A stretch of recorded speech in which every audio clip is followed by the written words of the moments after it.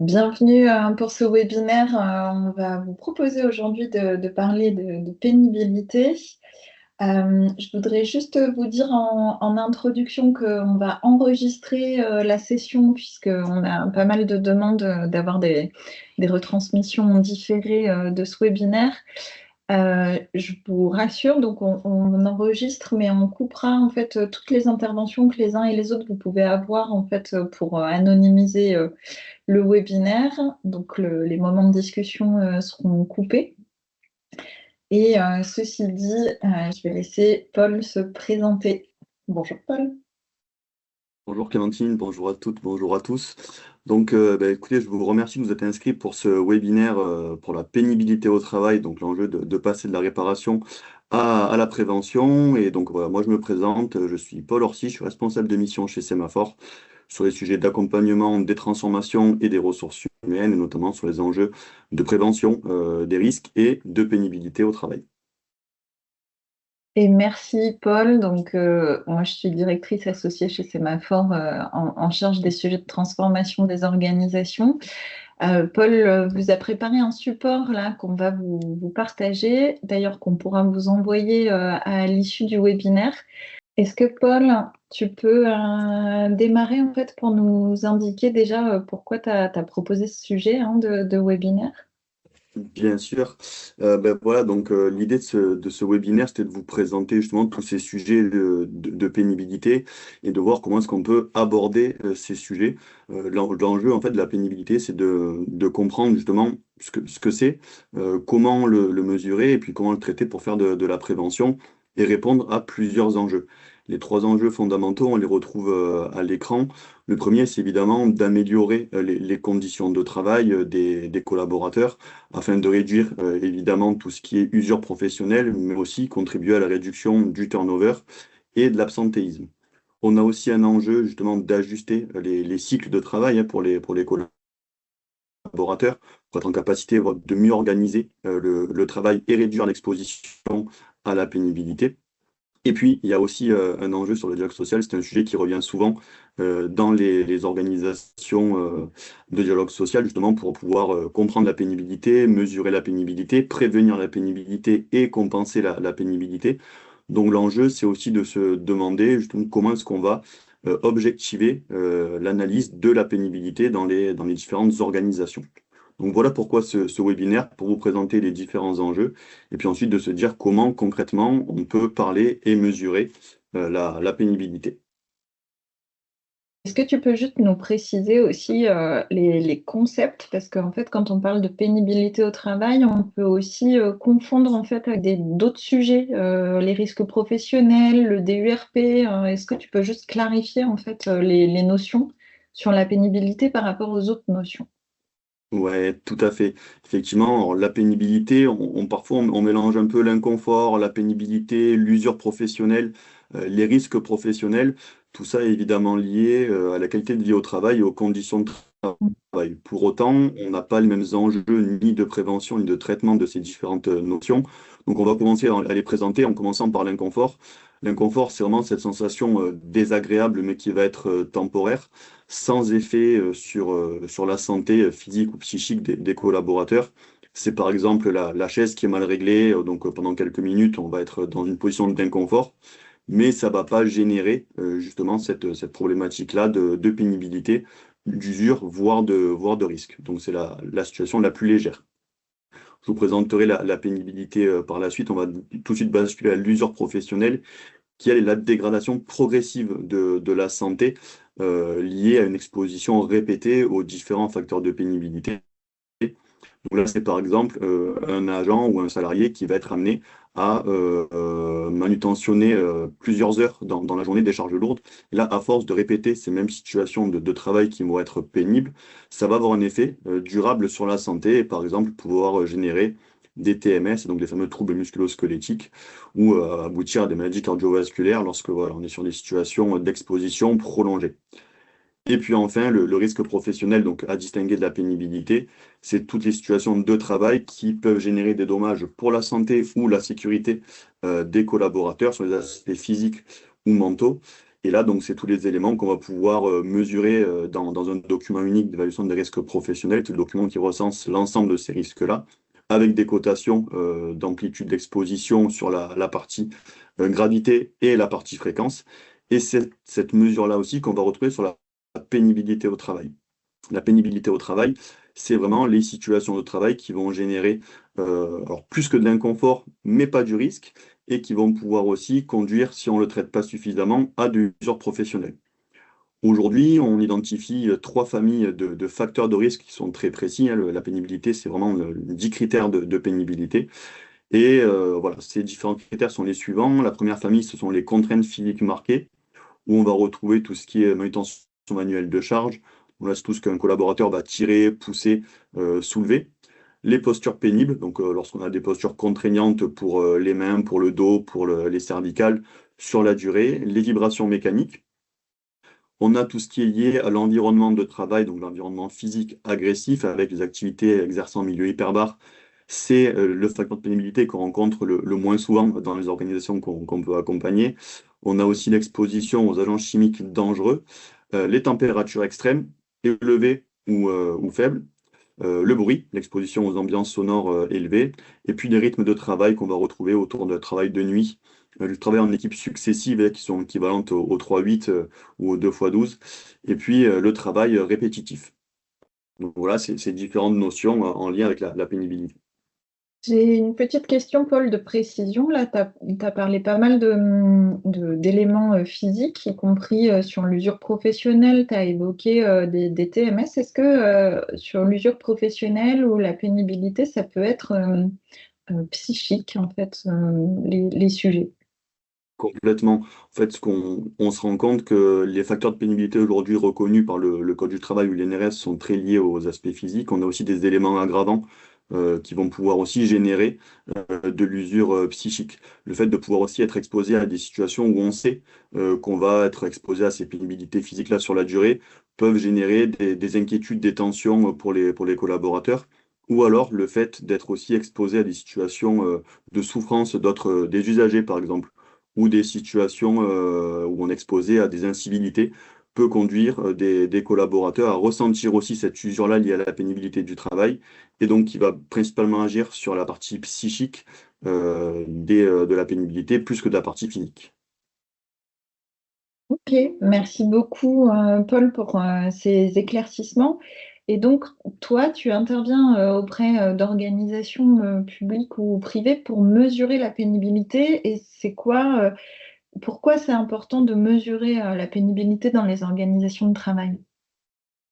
Alors, on va retrouver deux enjeux fondamentaux à l'identification justement de la pénibilité et à la mesure de la pénibilité. La première, c'est vraiment d'améliorer la prévention de ces sujets-là, donc par des actions primaires et secondaires. L'enjeu, c'est vraiment de venir identifier de manière précise quels sont les différents facteurs de pénibilité qu'on va retrouver dans les situations de travail, pouvoir aussi les mesurer pour en comprendre les amplitudes d'exposition en termes de durée et en termes de gravité, et de fait de pouvoir les réduire, soit en traitant la cause racine de l'exposition à la pénibilité, donc en organisant le travail différemment, soit par des actions de prévention secondaires qui visent, elles, à pouvoir mieux informer, mieux armer les collaborateurs pour faire face à la pénibilité. Et puis le deuxième enjeu aussi de la mesure de la pénibilité, c'est pouvoir aussi proposer une compensation adéquate pour justement réduire justement les conséquences de cette exposition à la pénibilité pour les collaborateurs. Donc c'est tout ce qui est prévention tertiaire, où là, on va dire, ben, un collaborateur a été exposé à tant de pénibilité, à tel niveau de pénibilité, et donc pour compenser, on va pouvoir mettre en place des actions correctives adaptées pour retrouver une situation d'équilibre. Donc là, c'est plutôt la prévention tertiaire. Oui, parce qu'il y a des situations de pénibilité. Tu as parlé par exemple du travail de nuit. On ne peut pas forcément. Voilà, si on est en train de mesurer la pénibilité des policiers qui sont en brigade de nuit, on ne peut pas organiser le travail en se disant ils vont travailler de jour. Ça fait partie du travail. Donc il faut trouver des compensations au rythme de nuit. C'est ça que tu veux dire. Exactement. En fait, l'enjeu de cette mesure de la pénibilité, c'est pas de venir contraindre vraiment de manière uniforme toutes les organisations du travail. C'est d'adapter l'organisation du travail aux situations de pénibilité. l'exemple du policier qui travaille de nuit, on va pas demain arrêter tous les travaux, toutes les interventions nocturnes. Par contre, on va pouvoir mesurer le nombre de nuits qui vont être faites par les policiers pour pouvoir leur donner une compensation adéquate de cette exposition à la pénibilité. Par contre, si on se rend compte que ces policiers, par exemple, sont exposés à des postures pénibles sur des durées importantes, là, par contre, on peut chercher à comprendre qu'est-ce qui va générer ces postures pénibles et pouvoir peut-être là modifier l'organisation du travail ou les méthodes de travail pour les rendre moins pénibles. Donc on sera sur la prévention de la pénibilité. En complément, on aura la compensation liée au travail de nuit. Donc c'est pas l'un ou l'autre, c'est pas prévention ou compensation, c'est toujours comprendre les mécanismes de pénibilité pour proposer de la prévention et de la compensation si nécessaire. Et comment tu mesures en fait méthodologiquement, tu vas utiliser quoi comme outillage? Alors, c'est une démarche très précise et tout l'enjeu est là, c'est de pouvoir en fait disposer d'éléments qui sont objectifs et fiables pour mesurer la pénibilité. Donc, pour chacun des 10 critères de pénibilité, manutention manuelle de charge, posture pénible, vibration mécanique, activité exerçant en milieu hyperbare, agents chimiques dangereux, température extrême, bruit, et puis tout ce qui est rythme de travail, l'INRS, donc qui est l'Institut national de recherche et de sécurité pour la prévention des accidents du travail et des maladies professionnelles, a identifié plusieurs seuils. Des seuils qui vont pouvoir en fait identifier en termes d'intensité d'exposition et en termes de durée d'exposition, des seuils à éviter de dépasser pour ces différents critères de pénibilité. Par exemple, pour le bruit, on va se dire qu'il ne faut pas dépasser les 80 décibels pendant 600 heures dans l'année. Donc on a à chaque fois une intensité d'exposition et une durée d'exposition annuelle qui donne des seuils d'exposition. Nous, ce qu'on va chercher à identifier pour chacun des métiers, c'est les amplitudes d'exposition quotidiennes pour voir finalement si dans les métiers, on peut être exposé à une situation de travail qui va pouvoir conduire à un dépassement de seuil. Si on est sous les seuils, ça ne veut pas dire qu'il ne faut pas le traiter, mais qu'il faut le traiter différemment. La pénibilité, même si on n'est pas sous les seuils, il y a vraiment toujours un enjeu de prévention qu'il faut maintenir. Maintenant, comment concrètement on va mesurer la pénibilité d'un métier, sachant qu'on ne peut pas être en permanence avec le métier pour faire des mesures quotidiennes? On a un premier temps où on va toujours échanger avec les collaborateurs qui sont exposés à ces situations de travail et puis avec leurs encadrants. Donc c'est un recueil d'éléments plutôt qualitatifs où on va identifier les situations de travail qui vont pouvoir mettre en exposition les collaborateurs sur les différents niveaux de pénibilité. C'est du déclaratif, ça permet de comprendre justement les situations qui vont générer les mécanismes. C'est important, mais ça ne suffit pas. Pour avoir les mesures vraiment objectives, il faut aller sur le terrain. Et c'est là qu'on se rend sur le terrain auprès des collaborateurs pour recueillir les éléments objectifs de mesure. Donc on va mesurer tout ce qui est bruit, tout ce qui va être porté, soulevé, tiré, poussé.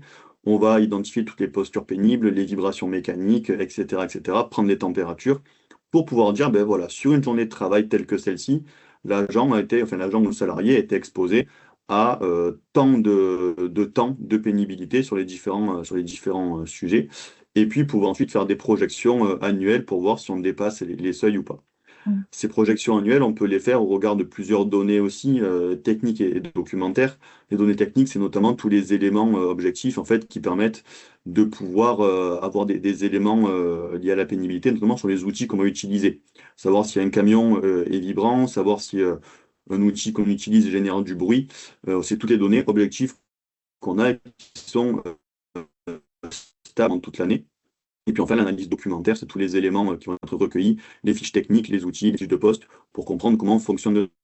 Et l'ensemble de ces éléments, données techniques, analyse documentaire, les échanges avec les collaborateurs et les encadrants, et puis l'observation de terrain, permet de pouvoir disposer d'une analyse fine et objective de l'exposition aux différents critères de pénibilité pour l'ensemble des collaborateurs d'un métier.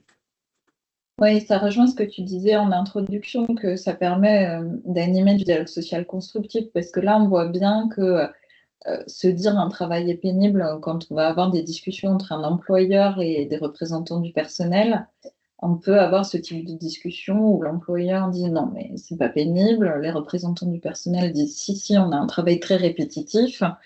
Et en fait, toi, tu vas pouvoir venir objectiver de manière chiffrée par rapport à des seuils qui sont réglementaires et définis par l'INRS, si on est dans du travail répétitif ou si on n'y est pas. Et ça, en fait, ça permet de dépassionner aussi les débats qui peuvent être un peu vifs en termes de dialogue social. Effectivement, dans Dialogue Social, on va retrouver effectivement le côté direction, le côté syndicat. On est aussi au milieu les acteurs de la prévention qui eux aussi veulent faire de la prévention pour réduire la pénibilité. Et effectivement, chacun peut avoir sa définition de la pénibilité, des éléments aggravants aussi. Et c'est pour ça qu'il faut toujours redéfinir la pénibilité comme on l'a fait en début de webinaire et bien distinguer ce qui va être de l'inconfort, ce qui va être du risque, ce qui va être de l'usure. Là, on parle vraiment de pénibilité et puis de pouvoir apporter des éléments objectifs et mesurés pour justement, voilà, comme tu l'as dit, dépassionner les débats, et puis de pouvoir aussi apporter des mesures préventives et correctives adaptées précisément aux différentes situations professionnelles qu'on a rencontrées. Et une fois que tu as objectivé la pénibilité du travail sur les différents plans là, que tu viens de présenter, comment on utilise l'information pour passer à l'action, justement? Alors, une fois qu'on a recueilli l'ensemble des données liées à la pénibilité, on peut avoir donc ce qu'on va considérer la pénibilité brute. C'est vraiment toute la pénibilité liée à un métier sans avoir l'impact des actions de prévention qui sont déjà existantes. Donc, par exemple, on peut se dire qu'un collaborateur qui travaille sur la voie publique peut être exposé pendant, disons, 400 heures dans l'année à un dépassement de décibels, enfin de 80 décibels, donc être exposé aux nuisances sonores. Ça, c'est la pénibilité brute. Si par contre, un collaborateur dispose de bouchons d'oreille à discrimination de phase, par exemple, ou un casque intégrant des bouchons anti-bruit, c'est des actions de prévention qui sont déjà existantes, qui permettent d'ores et déjà de réduire l'exposition à la pénibilité. Donc, ce qu'il faut bien avoir en tête, c'est que quand nous, on va mesurer la pénibilité pour trouver des actions à mettre en place, on va mesurer d'abord la pénibilité brute. On va aussi identifier au regard des éléments qu'on aura recueillis lors des entretiens ou lors des analyses documentaires, toutes les actions de prévention organisationnelles, techniques et humaines qui existent déjà et qui permettent d'ores et déjà de réduire cette pénibilité pour avoir la pénibilité nette. La pénibilité nette, c'est la pénibilité qui est compensée d'ores et déjà par les actions qui sont existantes. Et une fois qu'on a cette évaluation de la pénibilité nette, on a trois solutions pour pouvoir continuer de la réduire. La première, évidemment, c'est la prévention. C'est celle qui est prioritaire dans tous les sujets pour réduire de fait l'exposition à la pénibilité par les actions de prévention primaire, secondaire et tertiaire, évidemment, pour pouvoir attaquer vraiment la cause racine de la situation d'exposition. Parfois, on ne peut pas, par l'organisation, enfin, on peut pas, par les actions de prévention, traiter l'exposition à la pénibilité, parce que c'est le métier. On reprend l'exemple du policier qui travaille le nuit. Là, on ne peut pas faire en sorte qu'il ne travaille plus la nuit. Par contre, on peut chercher à réduire l'exposition en disant que par l'organisation du travail différente, un policier ne va plus travailler 50 nuits dans l'année, mais peut-être que 45. Lorsqu'il va travailler la nuit, les situations de pénibilité seront les mêmes, mais dans l'année, il aura été exposé un petit peu moins. Et puis enfin, la compensation, quand vraiment on ne peut plus pouvoir réduire la prévention, enfin, par la prévention ou la réduction d'exposition à la pénibilité, on va donner, on va adapter en fait des jours de compensation à un collaborateur. C'est par exemple le cas dans la fonction publique par les sujétions particulières, ou quand on estime qu'un collaborateur, enfin qu'un agent est exposé à la pénibilité, donc ce sont des sujétions particulières et ça peut donner accès à des réductions du temps de travail dans le cadre des 1607 heures. Dans le cadre privé, donc il y a le compte pénibilité qui peut aussi donner accès à des formations ou à des départs anticipés. Donc voilà, là, c'est quand on n'a pas réussi par la prévention à réduire l'exposition à la pénibilité qu'on va chercher à compenser cette exposition. Mm. Il faut toujours avoir en tête que lorsqu'on cherche à faire des actions de prévention, on a plusieurs leviers. Les actions organisationnelles, les actions techniques et puis évidemment les actions humaines. Pour bien les distinguer, l'action organisationnelle, c'est par exemple revoir les cycles de travail, l'organisation du travail, pour permettre de réduire l'exposition rien qu'en organisant le travail différemment. Les actions techniques, c'est plutôt tout ce qui va être mis en place de bouchons d'oreille, par exemple, ou d'engins qui permettent d'accompagner la manutention manuelle de charge. Et puis les actions humaines, ça va être par exemple plus de recrutement pour pouvoir diluer les situations de pénibilité ou des formations ou une meilleure maîtrise justement des bonnes pratiques. Donc tous ces sujets-là combinés permettent d'avoir une action de prévention primaire, secondaire et tertiaire pour traiter la pénibilité nette afin de pouvoir améliorer les conditions de travail, donc revenir au cercle vertueux d'une prévention, d'une meilleure organisation du travail et d'un dialogue social apaisé. Mm. On va prendre la question d'Émilie, qui est très intéressante, hein, qui dit dans le chat, la pénibilité psychique n'est pas prise en compte ici, l'INRS n'a pas défini de seuil, est-ce en cours ou pas du tout d'actualité? Alors, c'est plus ou moins d'actualité, Émilie. En fait, aujourd'hui, et d'ailleurs, nous, c'est ce qu'on questionne, hein, l'INRS et le Code du travail, hein, qui reprend les critères de pénibilité de l'INRS, ils ont très orienté la pénibilité sur des sujets physiques.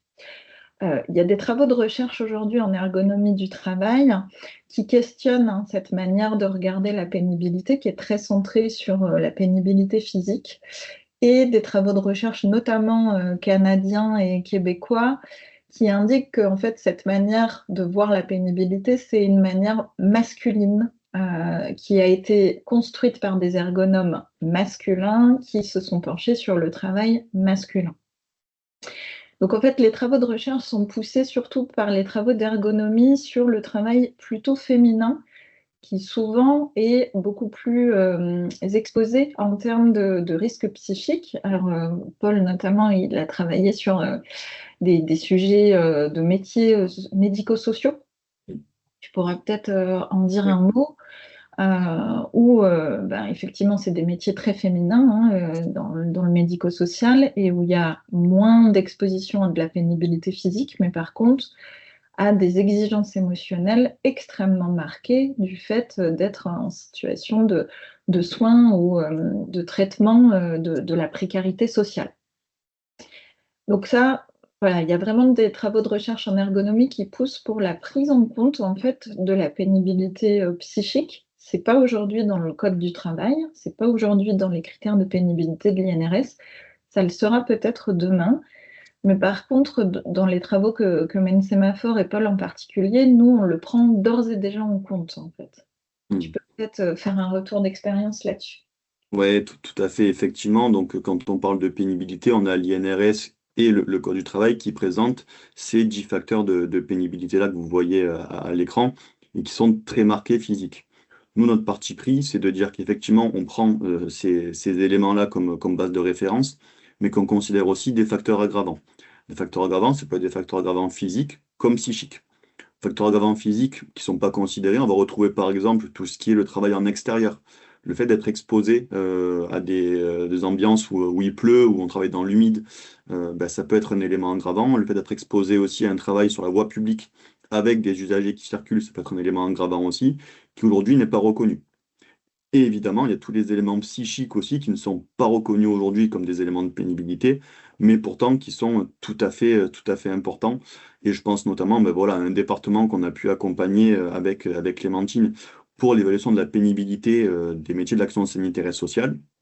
Et là où on s'est rendu compte qu'effectivement, les facteurs de pénibilité n'étaient ni les contraintes physiques marquées, ni l'environnement physique agressif, ni les rythmes de travail.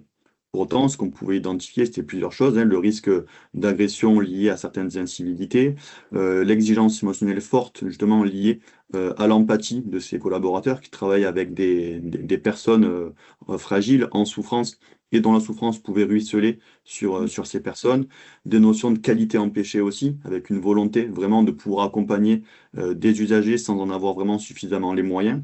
Et tous ces sujets-là, même s'ils ne sont pas physiques, peuvent marquer justement ces collaborateurs et conduire à une usure professionnelle forte pour l'ensemble des professionnels qui travaillent dans des situations comme ça. Donc effectivement, aujourd'hui, la pénibilité est définie uniquement sur des critères de pénibilité physique, mais évidemment, il faut absolument faire le lien avec les éléments psychiques qu'on peut rapprocher aussi avec les risques psychosociaux. Dans l'expérience dont parle Paul, d'ailleurs, notre étude, elle a fait reconnaître en droit, en fait, la pénibilité psychique, hein, des populations qu'on a étudiées, avec des mesures extrêmement précises. Enfin, Paul, il est en capacité de dire voilà combien d'heures dans l'année un travailleur social est exposé à des exigences émotionnelles fortes, d'étayer en disant les intimidations, c'est l'exposition à un usager qui est porteur d'une arme et menaçant. Enfin, voilà, c'est des choses quand même très matérialisées. Et c'est pas juste théorique, en fait. C'est vraiment lié aux observations de terrain et au fait de mesurer et compter les situations de travail. Merci à vous, Annie. Et ben, s'il n'y a pas d'autres questions, merci beaucoup d'avoir participé à ce webinaire. Comme on vous l'a dit en introduction, on vous envoie le support. Et puis, ben, si vous avez des questions complémentaires, et ben, n'hésitez pas à nous écrire. Vous aurez notre mail, évidemment, quand on va vous envoyer le support. Et on reste à votre disposition et à celle de vos collègues si vous avez besoin d'approfondir des sujets. Très bonne journée à vous tous et à vous toutes. Bonne journée, à très vite. Au revoir.